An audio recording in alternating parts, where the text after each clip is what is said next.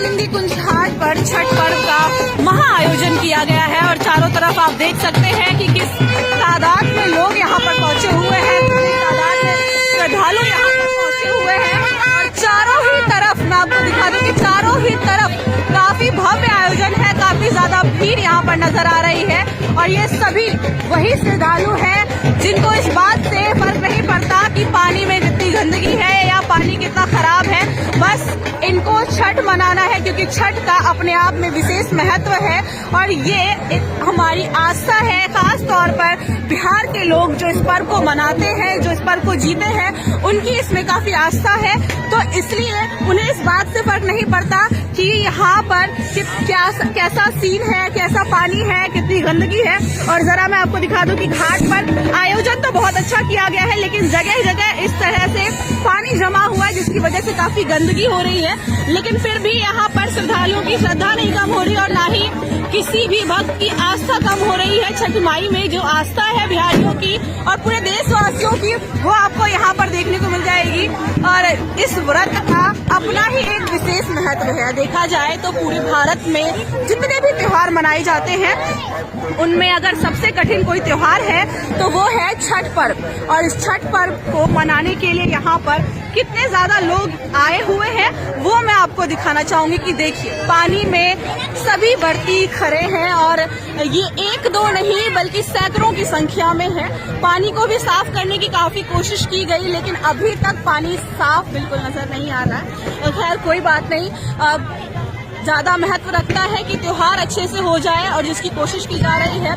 सुबह का समय हो चुका है, सूर्योदय का समय हो चुका है और सूर्योदय की पहली किरण के साथ यहाँ पर अर्घ डालने की जो प्रक्रिया है वो भी शुरू हो चुकी है।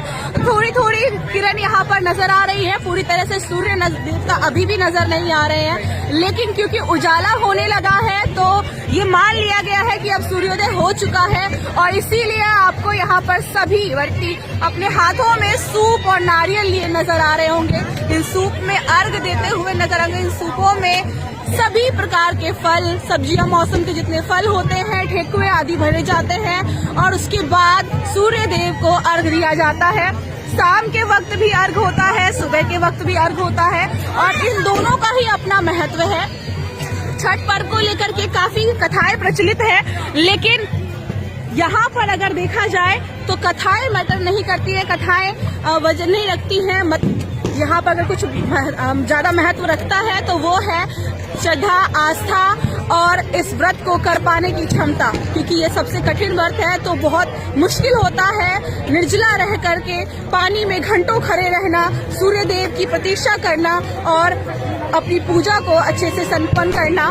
सभी लोग आपको यहाँ पर मैं आपको बता दूं कि केवल महिलाएं ही नहीं बल्कि पुरुष भी रखते हैं और कई पुरुष ऐसे हैं जो दंड प्रणाम देते हैं। दंड प्रणाम से मेरा तात्पर्य है कि जो मान्यता होती है, उनकी मन्नत होती है, उसकी पूरी होने के बाद वो लेट कर घाट तक पहुंचते हैं अपने घर से, अपने मंदिरों से, और उसके बाद यहाँ आकर के पानी में वो भी महिलाओं के साथ घंटों खड़े रहते हैं, पूजा करते हैं, नारियल लेकर के खड़े रहते हैं। तो ये भी एक रिवाज है कि आप खाली हाथ इस पानी में नहीं खड़े हो सकते, आपको नारियल हाथ में रखना आवश्यक होता है। और जैसा कि मैं हमेशा से कहती आ रही हूँ कि बिहारी कोई भी पर्व मनाते नहीं है, बिहारी पर्व को जीते हैं। और बहुत ही गर्व की बात है बिहारियों के लिए, पूरे देशवासियों के लिए कि इस देश में इतना बड़ा त्योहार, इतना कठिन त्योहार मनाया जाता है और पूरी श्रद्धा से मनाया जाता है। इतना कठिन है लेकिन फिर भी किसी की श्रद्धा में कोई कमी नहीं आती है और पूरे साल इंतजार किया जाता है छठ महापर्व का। देखा जाए तो साल का आखिरी त्योहार होता है छठ पर्व, और जो कि बिहारियों के इस त्योहार से खत्म होता है पूरा साल। जो साल का ये आखिरी त्योहार है और ये आखिरी त्योहार खास तौर पर बिहार के लोग ही मनाते हैं। और जिनकी ऐसा भी होता है कि कहा जाता है कि बहुत सारे लोगों की जब मान्यता पूरी हो जाती है, मन्नत पूरी हो जाती है, तो वो भी छठ पर्व मनाते हैं। और तो ऐसा हम नहीं कह सकते कि केवल बिहारी ही मनाते हैं। देश में चाहे कोई व्यक्ति कहीं का भी हो, अगर उसकी कोई मन्नत छठी माई ने पूरी कर दी, सूर्यदेव ने पूरी कर दी, तो वो यहाँ पर आकर छठ मनाते हैं। अपने अपने घरों के आसपास जहाँ भी उनको सही लगता है वहाँ जाकर के छठ मनाते हैं, क्योंकि छठ एक ऐसा त्योहार है जो किसी जाति, किसी धर्म, किसी राज्य का नहीं है, वो सबका है। और ये वो घाट है, ये वो पावन घाट है जहाँ पर आकर के हर जाति और धर्म के लोग एक हो जाते हैं। ना यहाँ कोई हिंदू होता है, ना यहाँ कोई मुस्लिम होता है, ना कोई वैश्य, ना कोई शूद्र और ना ही कोई जाति, ना कोई धर्म। यानी कि देखा जाए तो इस घाट पर आने के बाद सभी एक हो जाते हैं। और एक और सबसे बड़ी अच्छी चीज है इस छठ पर्व की कि लोग प्रसाद मांग कर खाते हैं। अगर उनको नहीं भी मिले तो प्रसाद मांग कर खाने का रिवाज है। और ऐसा कहते हैं कि अगर प्रसाद मांग कर खाया जाए तो और भी अच्छा होता है, क्योंकि छठ माई के प्रसाद में भी बहुत शक्ति होती है। उसको खाने के बाद लोगों के जो मन के मैल होते हैं वो धुल जाते हैं, लोगों तक छठी माई का, सूर्य देव का आशीर्वाद पहुंचता है।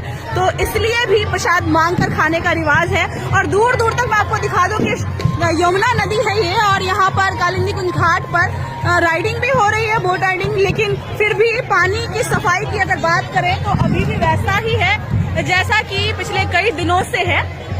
अभी कुछ ही देर में सूर्य देव सबको नजर आने लगेंगे और उसके बाद ये छठ पर्व खत्म हो जाएगा, समाप्त हो जाएगा। और उसके बाद यहाँ पर सभी लोग डाला और सूप लेकर के अपने अपने घरों को प्रस्थान करेंगे और फिर से इंतजार में रहेंगे कि कब अगला साल आएगा और कब एक बार फिर से वो छठ पर्व मना पाएंगे, क्योंकि ये पर्व बहुत ही ज्यादा महत्वपूर्ण है हम लोगों के लिए, देशवासियों के लिए। भले ही किसी एक राज्य या दो राज्य में यह पर्व मनाया जाता हो, लेकिन शुभकामनाएं पूरे देश को है। एनसीआर समाचार की तरफ से सभी देशवासियों को छठ पर्व की हार्दिक शुभकामनाएं। आपका परिवार स्वस्थ रहे, आप खुश रहे, आपके परिवार में छठी माई का आशीर्वाद हमेशा बना रहे।